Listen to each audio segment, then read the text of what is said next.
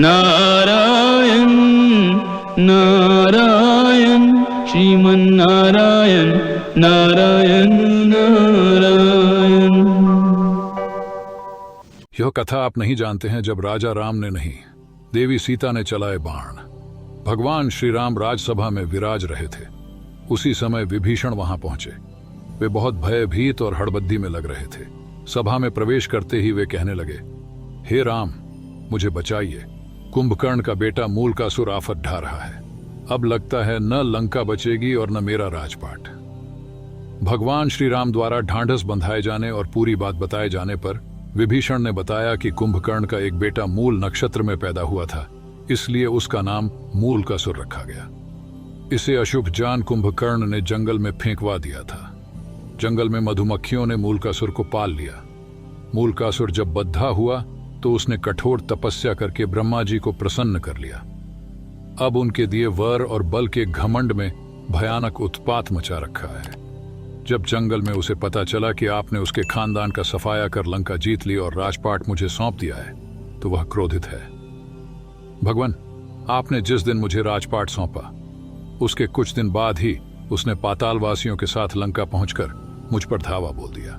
मैंने 6 महीने तक मुकाबला किया, पर ब्रह्मा जी के वरदान ने उसे इतना ताकतवर बना दिया है कि मुझे भागना पड़ा तथा अपने बेटे, मंत्रियों तथा स्त्री के साथ किसी प्रकार सुरंग के जरिए भागकर यहां पहुंचा हूं। उसने कहा कि पहले धोखेबाज भेदिया विभीषण को मारूंगा, फिर पिता की हत्या करने वाले राम को भी मार डालूंगा। वह आपके पास भी आता ही होगा। समय कम है, लंका और अयोध्या दोनों खतरे में हैं। जो उचित समझते हो तुरंत कीजिए। भक्त की पुकार सुन श्री राम जी हनुमान तथा लक्ष्मण सहित सेना को तैयार कर पुष्पक यान पर चढ़ झट लंका की ओर चल पड़े। मूलकासुर को श्री रामचंद्र के आने की बात मालूम हुई। वह भी सेना लेकर लड़ने के लिए लंका के बाहर आ डटा। भयानक युद्ध छिड़ गया। 7 दिनों तक घोर युद्ध होता रहा।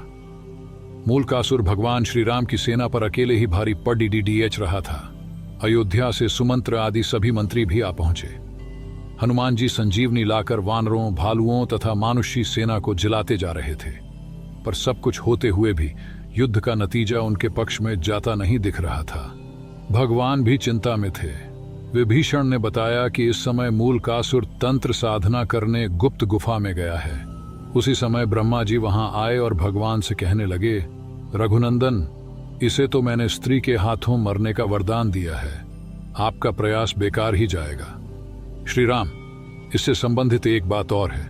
उसे भी जान लेना फायदेमंद हो सकता है। जब इसके भाई बिरादर लंका युद्ध में मारे जा चुके तो एक दिन इसने मुनियों के बीच दुखी होकर कहा, चंडी सीता के कारण मेरा समूचा कुल नष्ट हुआ। इस पर एक मुनि ने नाराज होकर उसे शाप दे दिया, दुष्ट, तूने जिसे चंडी कहा है वही सीता तेरी जान लेगी। मुनि का इतना कहना था कि वह उन्हें खा गया। बाकी मुनि उसके डर से चुपचाप खिसक गए। तो हे राम, अब कोई दूसरा उपाय नहीं है। अब तो केवल सीता ही इसका वध कर सकती है। आप उन्हें यहां बुलाकर इसका वध करवाइए। इतना कहकर ब्रह्मा जी चले गए। भगवान श्री राम ने हनुमान जी और गरुड़ को तुरंत पुष्पक विमान से सीता जी को लाने भेजा। इधर सीता देवी देवताओं की मनौती मनाती, तुलसी, शिव प्रतिमा, पीपल आदि के फेरे लगाती, ब्राह्मणों से पाठ रुद्रिय का जप कराती, दुर्गा जी की पूजा करती कि विजयी श्री राम शीघ्र लौटे। तभी गरुड़ और हनुमान जी उनके पास पहुंचे।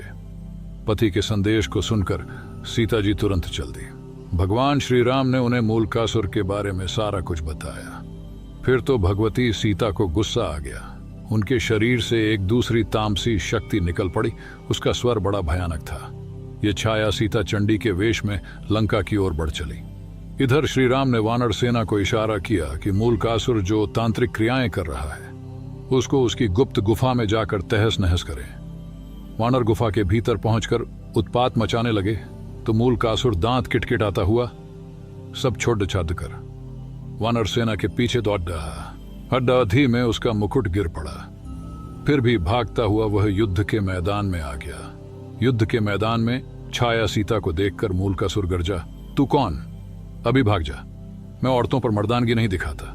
छाया सीता ने भी भीषण आवाज करते हुए कहा, मैं तुम्हारी मौत चंडी हूं। तूने मेरा पक्ष लेने वाले मुनियों और ब्राह्मणों को खा डाला था, अब मैं तुम्हें मारकर उसका बदला चुकाऊंगी। इतना कहकर छाया सीता ने मूलकासुर पर 5 बाण चलाए।